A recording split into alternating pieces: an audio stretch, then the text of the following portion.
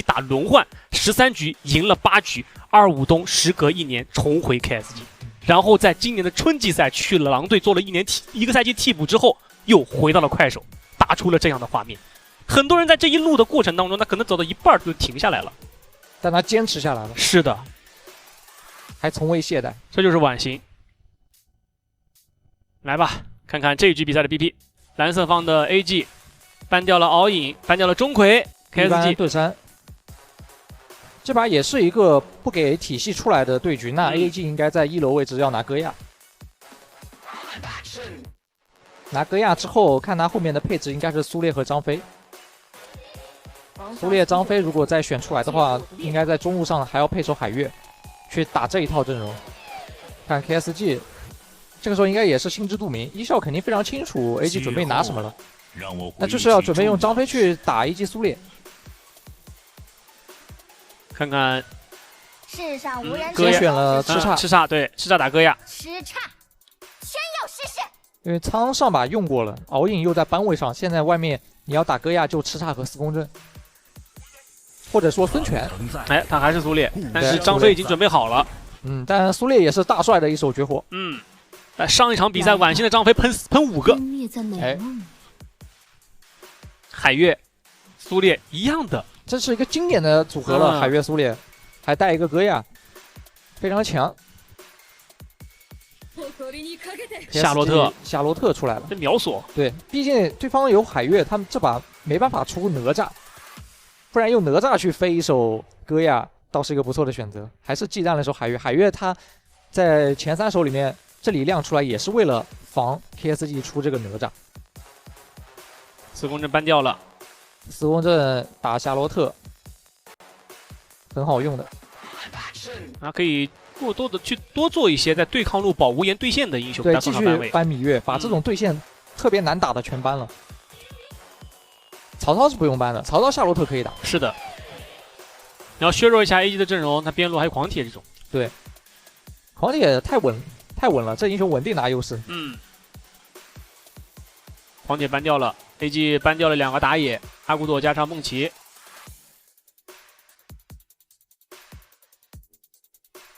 这都是海月比较怕的英雄，就不好处理的英雄。武则天，再搬一个。这样流浪在英雄上面，这把好对位的是小乔嬴政。芷哥知道。先拿打野圆坦，哇，把中路放到后面，要看一下 AG 的打野和对抗路是什么，再决定出这个中。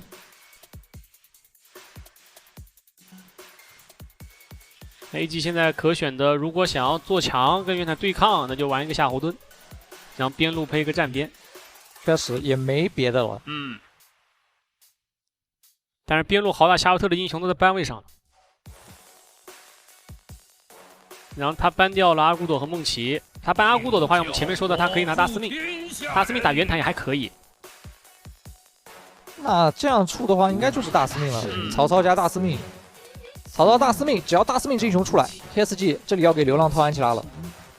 来吧，也没什么问题。对，虽然说安琪拉这把跟他接 combo 的人好像没什么人。那安琪拉，然后甄姬、西施，但是你要想稳线权的话，就是安琪拉。是的，都是比较好打大司命的。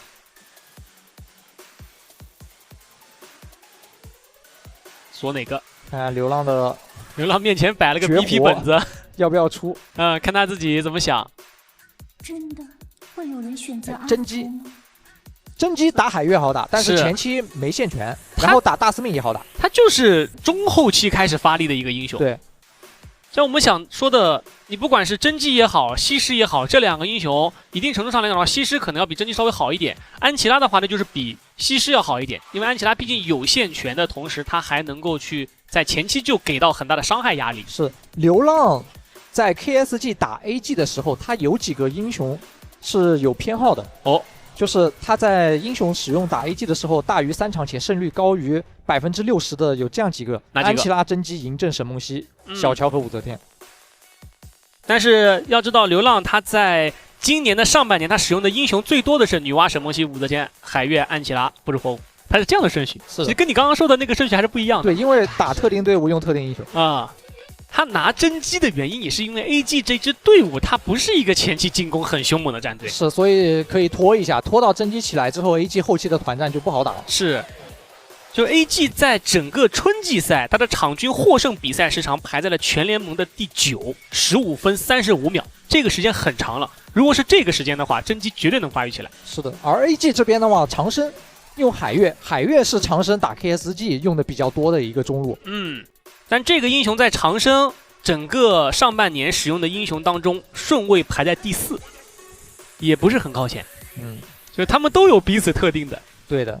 这把正好搭配戈亚加苏烈这样一个组合 ，AG 可以围绕着海月这个点打的节奏快一些。今天第一局比赛 KSG 还是给 AG 上了很大的强度的，但是刚刚那一局比赛是 AG 在本赛季的第1把。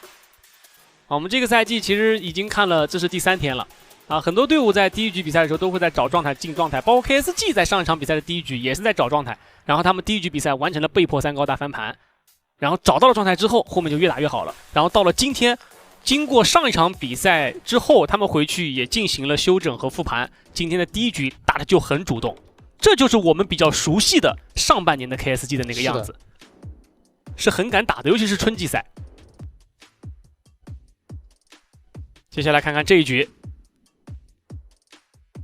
前期看长生大帅，中期看一诺，然后后期看渲染。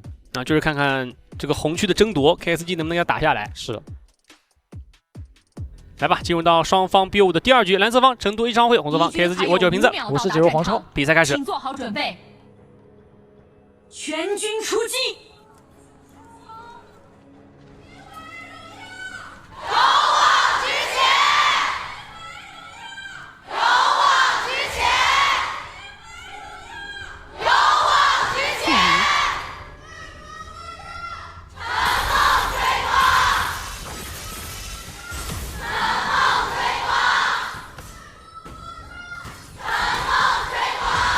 开局双方是一个常规分线，但大司命是中线开，海月大司命打真机圆坦线权是稳稳的。对。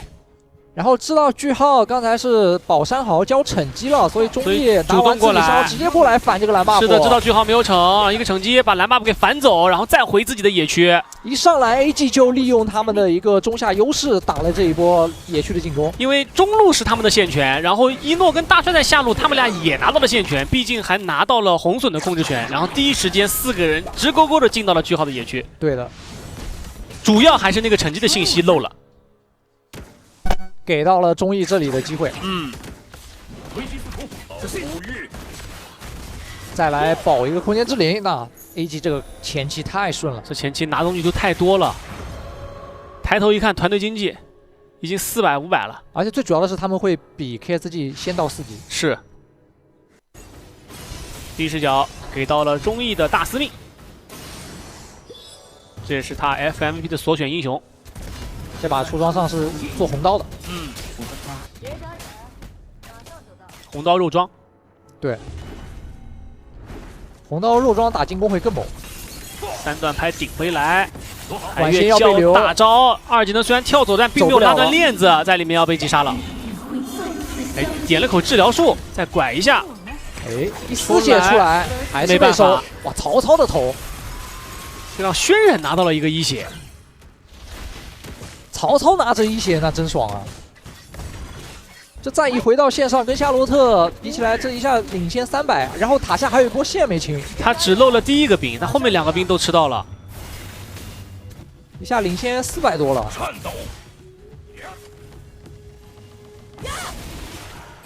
海月又来了，帮忙控空间之灵的慧云。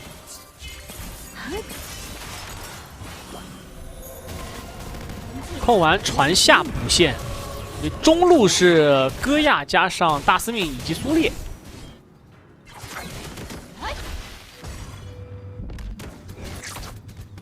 PSG 对于 AG 这种进攻，他只能做到防守。他的双边加中路3条线都在前期太弱了，他靠袁坦和张飞来打野区的防守反击的。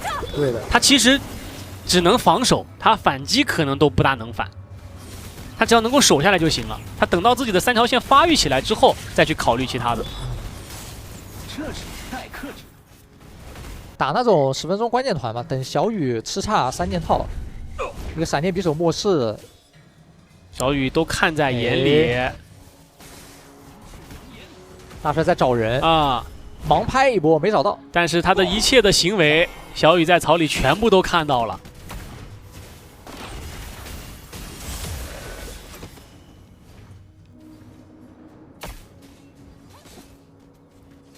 下路过来做波协防，长生帮一诺解个塔前线，准备摸龙。曹操是可以第一时间过来的，夏洛特过不来，曹操已经传中，还能顺带吃波中线。这波龙就算了呗。KSG 我感觉他也不好争了，要避免放掉了对抗，这种时候不要跟 AG 去打架。但 AG 想进蓝区，但口子时间上来不及了。对口子已经被站住了，而且句号是选择了放这条龙之后先打了蓝。想要把这个蓝抢掉，就只能是在打龙之前进，否则是抢不了的。对，把流浪放在下路守一波线，哎，但是看张飞和元奶包过来想留人，有没有机会交闪现？一个蓄力喷，配合自己的闪现，从草里突然间到塔下，但是是这波还是上去，最终被句号给留了下来。上去想要打波伤害的，但苏烈这波也给了个回顶，曹操落下来之后上去打一波，张飞跳了个护盾。杀不掉句号了，而另外一边海月也控人了，大司命在外头交一技能推到塔下，但是回头给2技能，成功收掉了小雨。这样两边发育路都受伤了，一个在上路，一个在下路。AG 可能连带还要再多赚个红 buff 野区。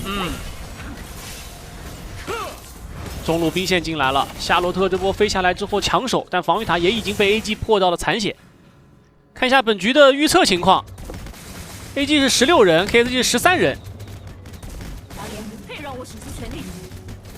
局面上来讲的话，现在 AG、PSG 是正面5打5，肯定是接破，然后单挑一个4300的曹操打一个3400的夏洛特，这差无900块钱言是一点。办法没有，线也带不出去，这把还没有人可以去帮他反蹲。对，因为中路是一个真机，看一下这一波，这波先晃，然后一个喷闪走人，然后回头想反打的时候被真机一技能住抬了，然后接个冰球，再接个大招，又打出一个冰冻效果，然后被句号连住了。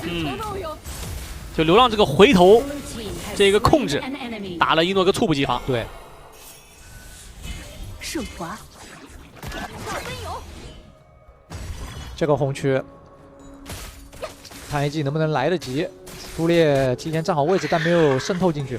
来不及了，来不及了。这个红 KSG 是可以拿的。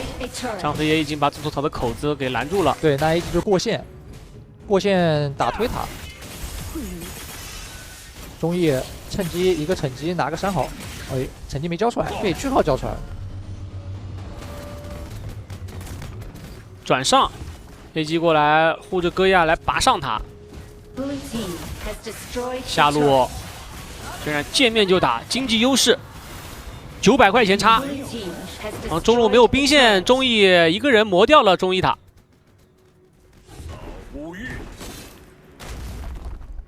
现在单方面就是 KSG 的防守发育，看 AG 什么时候能把 KSG 的野区全部控住了。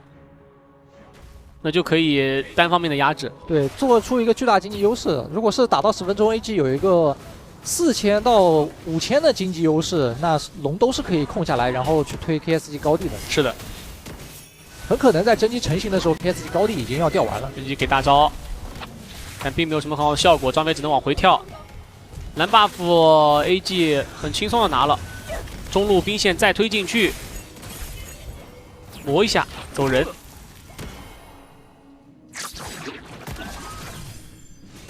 现在基本上可以实现控双野了。这一波红区看 KSG 怎么想。放了吧，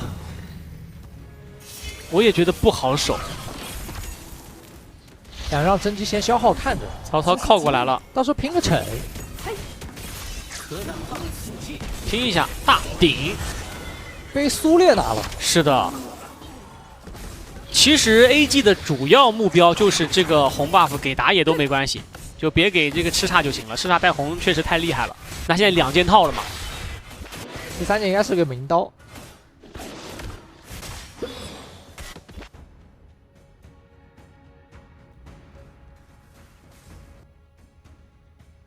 看接下来这一波野区打完了之后，这条龙一做就准备10分钟龙团了。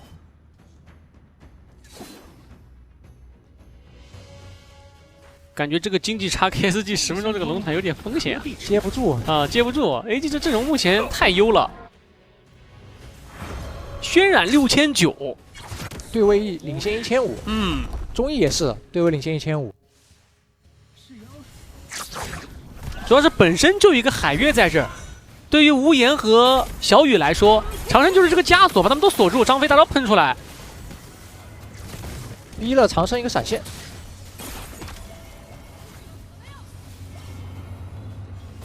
张飞这波也需看能不能补一下能量。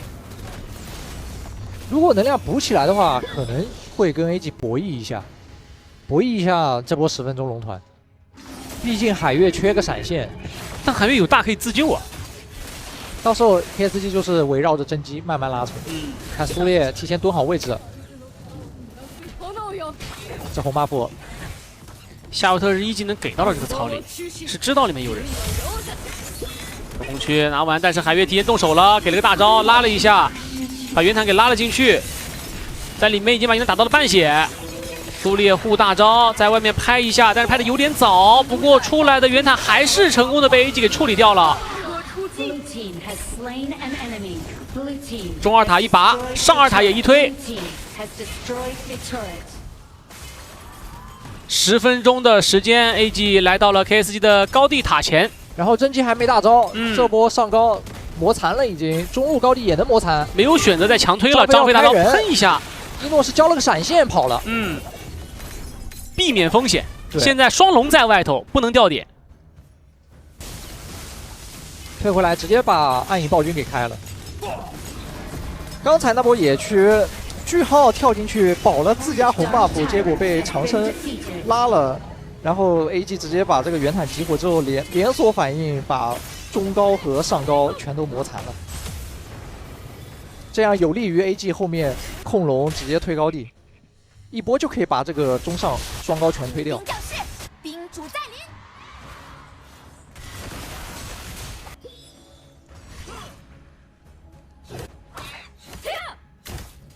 小雨这把因为很劣势的关系，第3件直接要掏一个破晓出来补伤害了，这是要后手进场打收割的。3线压制，那这个暴君的 buff 在手里 ，KSG 不接这个团的话 ，AG 也比较难在外面跟他们打起来。就看看能不能磨一下，把这个残血的防御塔给它磨掉。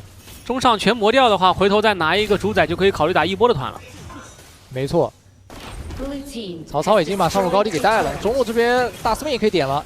是曹操一个人已经打退了夏洛特，把夏洛特给打残。中路推完之后，夏洛特兵线也进去了，不过兵线已经被打到了残血，还是最后一下。但是夏洛特高地也已经被 AG 给磨残。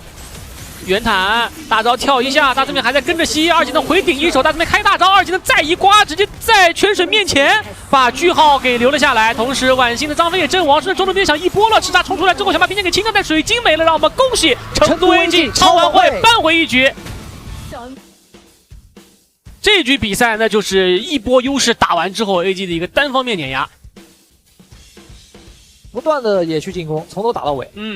KSG 这个阵容选的整体还是太拖中后期了，他们想着这 AG 不会跟他们打的特别的主动，然后看能不能把这个阵容的3线拖到后期成型，然后再去用这套阵容去反制大司命的阵容。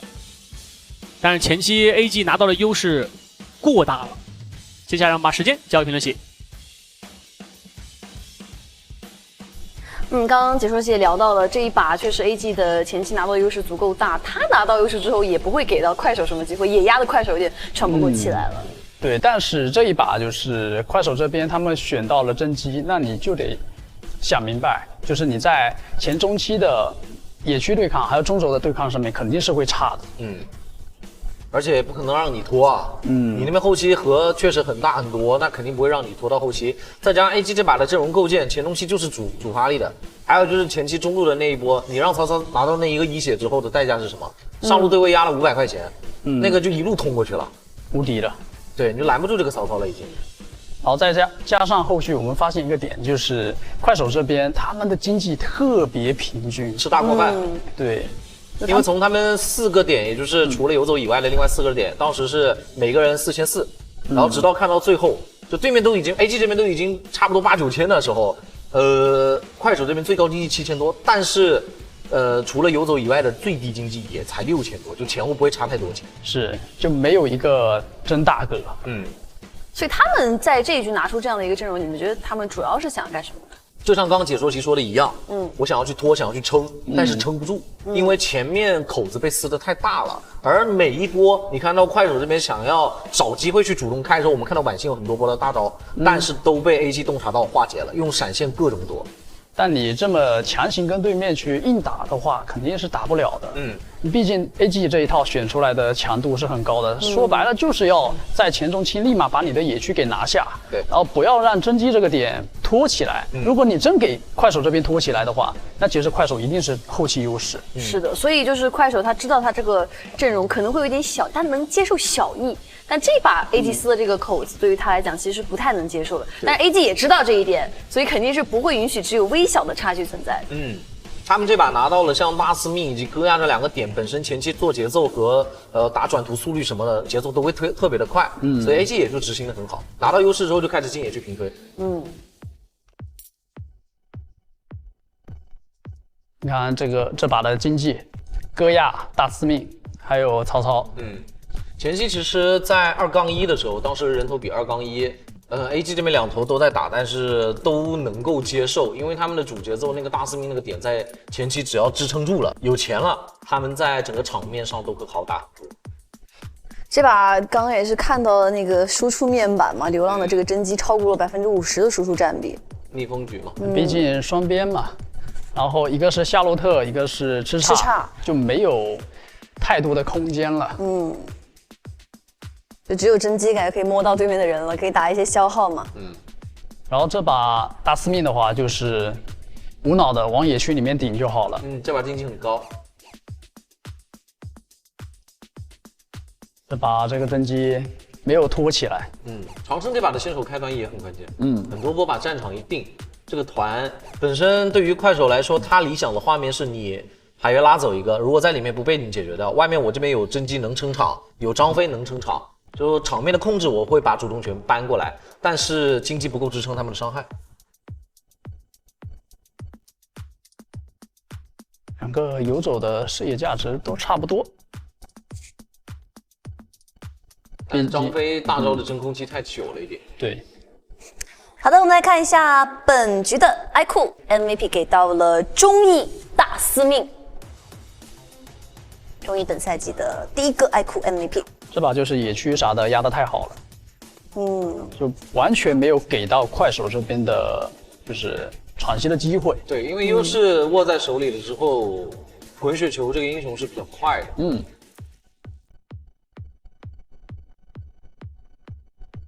我们说上一把这个快手的开团有点太猛了，对吧？这一把其实我觉得 AG 也是要展示一下这方面的实力，我们也是不俗的。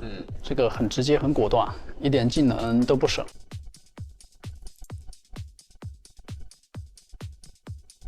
这把感觉到了小雨这个点太难受了，对，环境很差，再加上曹操的经济又很高，一直在盯着他，随便消耗一套都是半血。这波就是想撑场，但是张飞第一时间大招还没好，然后出来的圆坦状态又特别的残。虽然就是甄姬把苏烈的大给断了，但是没办法，走不了，站不住。